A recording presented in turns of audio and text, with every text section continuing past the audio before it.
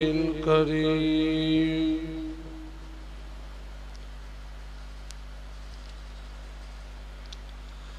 أما بعد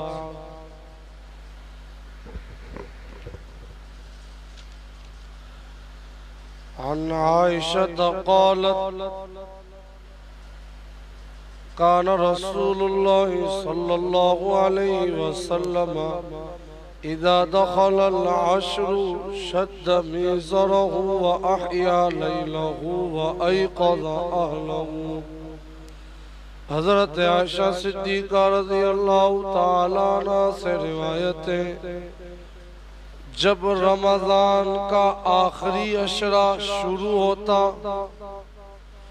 رسول اللہ صلی اللہ علیہ وسلم کمر کس لیتے اور شب بیداری کرتے،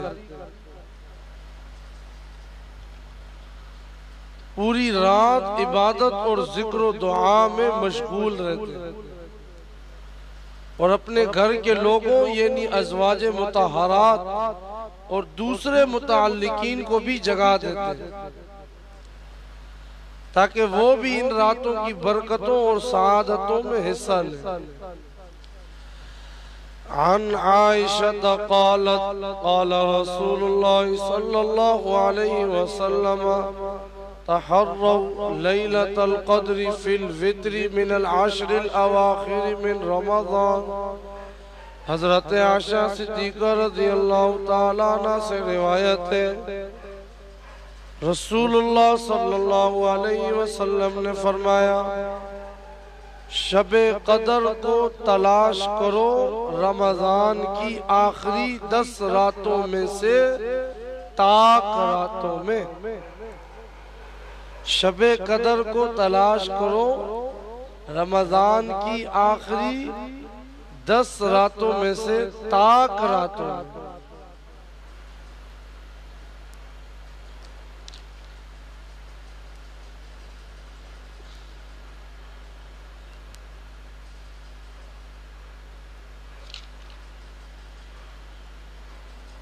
کل بھی ایک دو حدیثیں اس متعلق بیان ہوئی تھی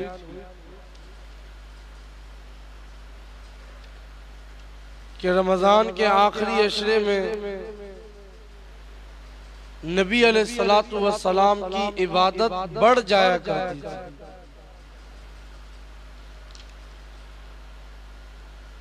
اور اس کے ساتھ ساتھ آپ علیہ السلام رمضان کے آخری عشرے میں اعتکاف کیا کرتے تھے۔ ایک حدیث کل بیان ہوئی تھی، ایک حدیث آج مزید بیان کرتے ہیں۔ عن انس قال کان النبی صلی اللہ علیہ وسلم یعتکف العشر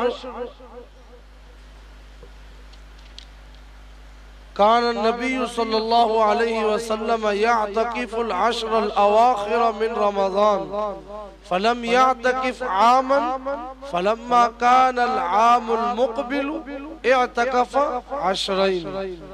حضرت انس رضی اللہ تعالیٰ عنہ سے روایت ہے، رسول اللہ صلی اللہ علیہ وسلم رمضان کے آخری عشرے میں اعتکاف فرمایا کرتے تھے۔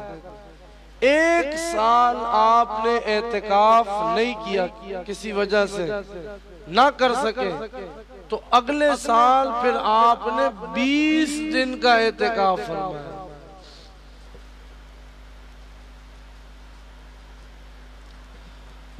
اور صحیح بخاری میں حضرت ابو ہریرہ رضی اللہ تعالیٰ عنہ کی یہ روایت ہے کہ جس سال آپ کا وصال ہوا اس سال کے رمضان میں آپ نے 20 دن کا اعتکاف فرمایا تھا۔ اس سال کے رمضان میں آپ نے 20 دن کا اعتکاف فرمایا تھا۔ تو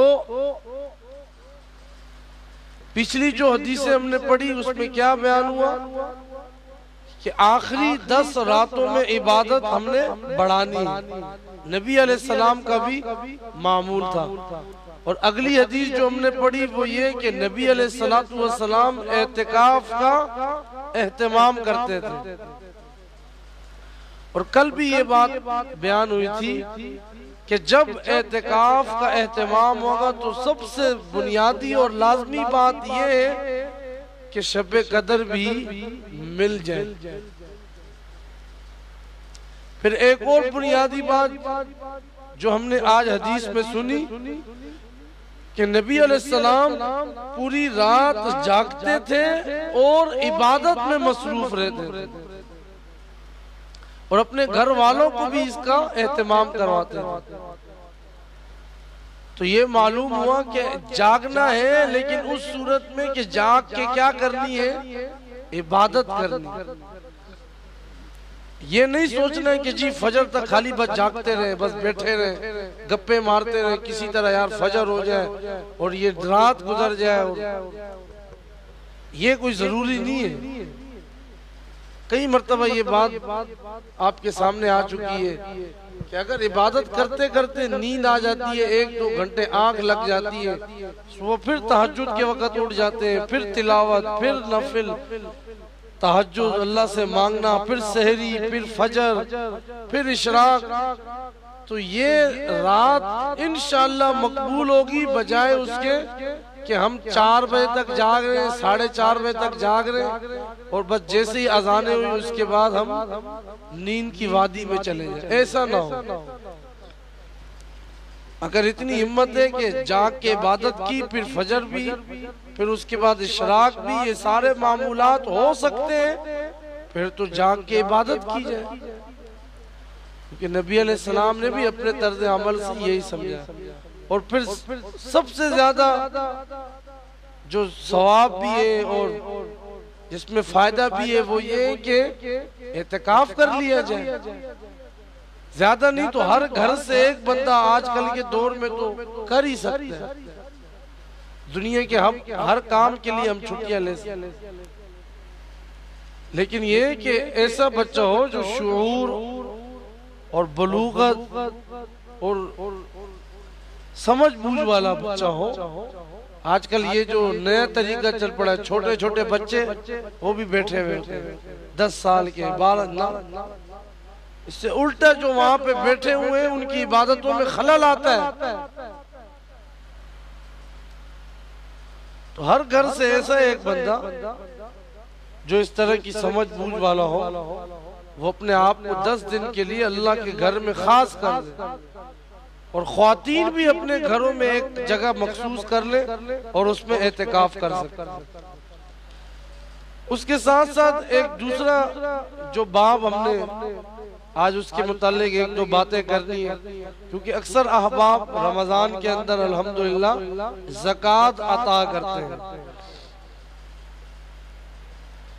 کئی سارے ایسے بھی ہیں جن کے پاس موجود ہے لیکن وہ پھر بھی ادا نہیں کرتے۔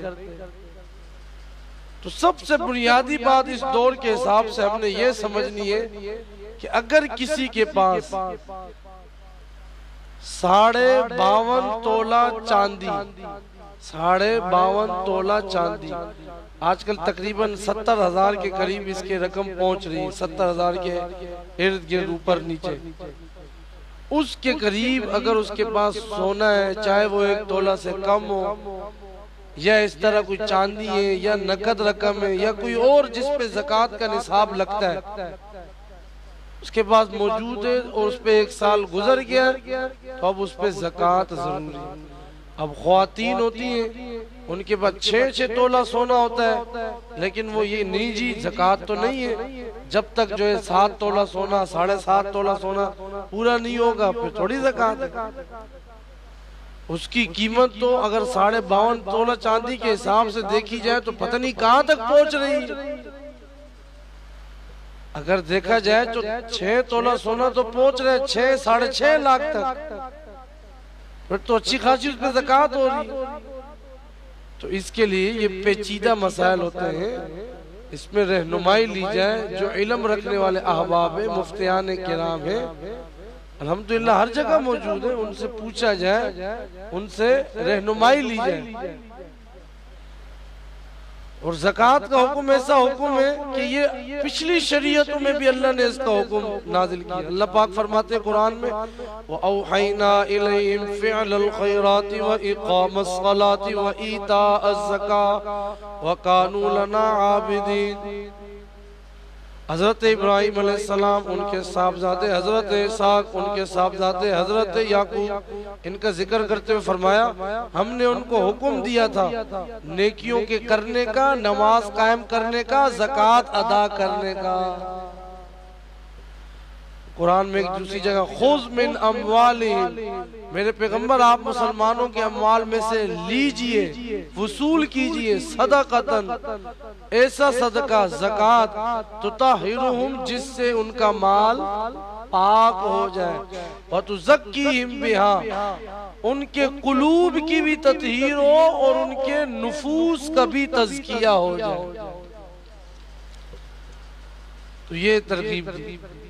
اسی طرح حدیث بھی آگے پڑھتے ہیں، لیکن ایک بات یہاں پہ بڑی خوبصورت جو انہوں نے لکھی کہ جس طرح مومن بندہ نماز کے اندر قیام کر کے، رکوع کر کے، سجدہ کر کے جسم اور زبان سے اللہ کے سامنے اپنی عاجزی کا اظہار کرتا ہے، اسی طرح زکوٰۃ ادا کر کے وہ اسی غرض سے اللہ کے سامنے اللہ کے لیے اس کو مال کو پیش کرتا ہے کہ میرے اللہ یہ میرا اپنا نہیں بلکہ یہ کس کا ہے؟ آپ کا ہے، آپ نے دیا تھا میں نے ادا کر دیا۔ دوسرا اس کے اندر سب سے بڑا پہلو یہ ہے زکوٰۃ میں، اس کے ذریعے اللہ کے ضرورت مند پریشان حال بندوں کی خدمت اور مدد ہوتی ہے۔ تیسرا یہ حب مال، دولت پرستی کا جو ایک بت ہے نا، اور روحانی بیماری، مہلک بیماری ہے۔ زکوٰۃ اس گندے اور زہریلے اثرات سے نفس کی تطہیر کرنے کا ذریعہ ہے۔ اس کا اتنا انشاءاللہ نفس کی کیا ہوگی؟ اس کے ساتھ تطہیر ہوگی۔ عن ابی ہریرہ رضی اللہ تعالیٰ عنہ قال، حضرت ابو ہریرہ رضی اللہ تعالیٰ عنہ سے روایت ہے، قال قال رسول اللہ صلی اللہ علیہ وسلم من آتا اللہ مالا فلم یؤد زکاتہ۔ حضرت ابو ہریرہ رضی اللہ تعالیٰ عنہ سے روایت ہے، رسول اللہ صلی اللہ علیہ وسلم نے فرمایا، کتنی سخت وعیدیں دیکھیے، اللہ کریم ہم سب کی حفاظت فرمائے۔ تمام اسلام کے بنیادی ارکان، سب سے نمبر عقیدہ توحید، پیارے نبی علیہ السلام کی رسالت پر ایمان، دوسرے نمبر پہ ایمان کے بعد دوسرے نمبر پہ نماز، تیسرے نمبر پہ روزہ، پھر اس کے بعد زکوٰۃ، پھر اس کے بعد حج۔ یہ بنیادی ارکان میں سے۔ تو دیکھیے زکوٰۃ کی اللہ کے نبی علیہ السلام نے فرمایا جس آدمی کو اللہ تعالیٰ نے دولت عطا کی پھر اس نے اس کی زکوٰۃ نہیں ادا کی، وہ دولت قیامت کے دن اس آدمی کے سامنے ایسے زہریلے ناک کی شکل میں آئے گی جس کے انتہائی زہریلے پن سے اس ناک کے سر کے بال جھڑ گئے ہوں، اتنا اس کا زہر ہے کہ اس کے بال ہی جھڑ گئے ہیں، اور اس کی آنکھوں کے اوپر 2 سفید نقطے ہیں۔ جس سانپ میں یہ باتیں ہوتی ہیں نا، یہ 2 باتیں کہ اس کے بال جھڑ جائیں، اس کے اوپر 2 نقطوں، پھر وہ سب سے زہریلا ناگ ہوتا ہے۔ تو فرمایا وہ سانپ اس زکوٰۃ ادا نہ کرنے والے بخیل کے گلے کا توق بنایا جائے، اس طرح اس کے لپیٹ دیا جائے گا، گلے میں اس کے لپٹ جائے گا، اس کی دونوں باچھیں پکڑے گا اور کاٹے گا اور کہے گا، اور وہ کہے گا انا مالکا انا کنزکا، میں تیرا مال ہوں، میں تیرا خزانہ ہوں، تو میں تیری دولت ہوں۔ تو اللہ کریم سے عافیت مانگنی چاہیے۔ پھر نبی علیہ السلام نے اس موقع پہ قرآن کی ایک آیت بھی پڑھی، وہ انشاءاللہ کل کی نشست میں ذکر کریں گے۔ اعتکاف کے لیے 1-2 باتیں جو کہ احادیث میں بھی آتا ہے۔ ان عائشہ قالت السنت علی المعتکف اللہ یعود مریضا. اعتکاف کے بارے میں ضروری مسائل بھی ہمیں اس کا ادراک ہونا چاہیے. حضرت عائشہ رضی اللہ تعالیٰ عنہ فرماتی ہیں معتکف آدمی نہ مریض کی عیادت کے لیے جا سکتا ہے، نہ جنازے میں جا سکتا ہے، نہ عورت کے ساتھ مباشرت کر سکتا ہے، نہ مسجد سے باہر نکل سوائے ضروری کاموں کے لیے، وضو ہو گیا، غسل یا ایسی کوئی چیز، لیکن وہ بھی جلد از جلد اس کو کر کے مسجد کی حدود میں دوبارہ داخل ہو جائے. اسی طرح واجب اور مسنون اعتکاف اس کے لیے ایسی مسجد کا ہونا ضروری ہے جس میں 5 وقت کی نماز باجماعت ہوتی ہو، 3 وقت کی نماز ہو، 4 نمازیں ہو. تو ایسی مسجد میں واجب مسنون اعتکاف نہیں ہو سکتا. اسی طرح عورت جو ہے وہ اپنے گھر میں اعتکاف کر سکتی ہے، جہاں نماز پڑھتی ہے وہیں پہ اعتکاف کرے. اور اسی طرح کسی جگہ کو نماز کے لیے مقرر کر لے، بغیر مجبوری کے اس جگہ سے نکلنا جائز نہیں ہے. اور عورت کا اگر شوہر موجود ہے تو اس کی اجازت کے بغیر اعتکاف نہ کرے. اگر کوئی آدمی بھول کر بھی مسجد سے باہر نکلا تو اس کا بھی اعتکاف ٹوٹ جائے گا.